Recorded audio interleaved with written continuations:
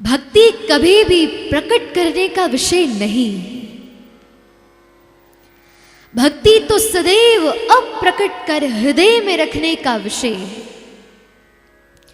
जैसे एक रत्न को छिपाया जाता है, एक मणि को छिपाया जाता है, वैसे ही ये कृष्ण रूपी धन, ये कृष्ण के प्रति भक्ति, ये सदैव अंतर्निष्ठ करने वाला भाव है।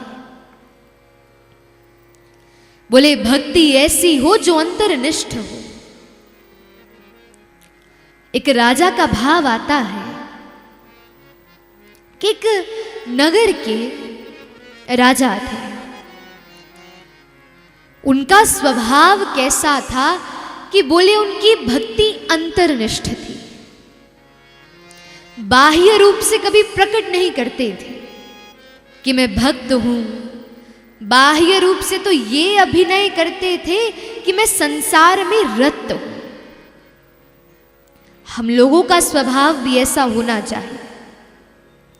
हम जो पिता बने, हम जो माता बने, जो पुत्री बने, जो पुत्र बने, ये ठाकुर जी के द्वारा प्रदत्त हमें केवल एक रोल है, एक अभिनय मात्र है। बोले जिस प्रकार एक व्यक्ति अपने रोल को इतने बढ़िया तरीके से निभाता है कि मानो लगता है कि वही वास्तविक उसका स्वरूप है, वैसे हमें भी चाहिए कि जीवन में यदि संसार में हम आए हैं, हृदय से तो केवल भगवान के रहो, हृदय से तो केवल ठाकुर जी का विचार करो, उनका स्मरण करो, लेकिन बाह्य रूप से ऐसा अभिनय करो कि कोई जान ही ना पाए आप भक्त हो। और सत्य कहा जाए, ऐसी भक्ति करना अत्यधिक कठिन है। तो वह राजा का भी ऐसा स्वभाव था।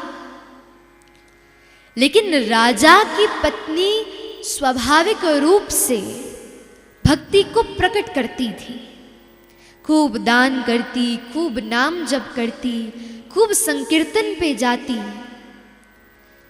लेकिन राजा की पत्नी को सदैव चिंता रहती कि मेरे पति तो भक्त है ही नहीं, उनका उद्धार कैसे होगा, उनका कल्याण कैसे होगा।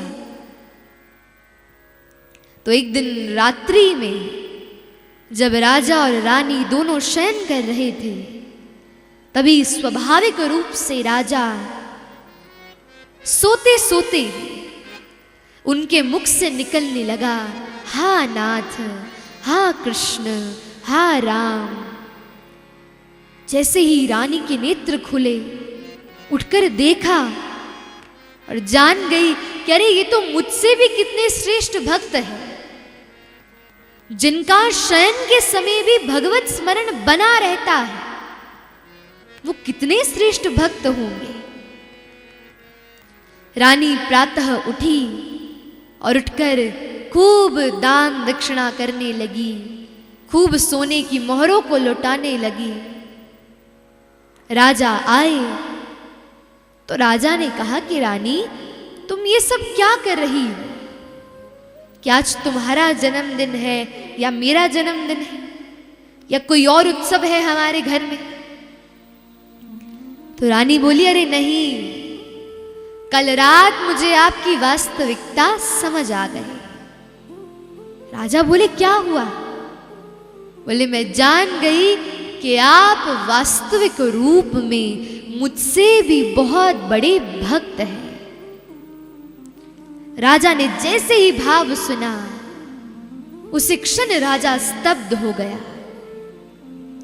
अरे सालों भर की भक्ति थी जो अंतर्निष्ठ कर रखी थी, जो हृदयंगम कर रखी थी, लेकिन आज मेरी भक्ति प्रकट हो गई, इसलिए आज मेरे जीवित रहने का कोई औचित्य नहीं है। और ऐसा कहते ही उसी क्षण स्वतः राजा के प्राण निकल गए और वही राजा मूर्छित हो गए। ये है भक्ति का स्वरूप।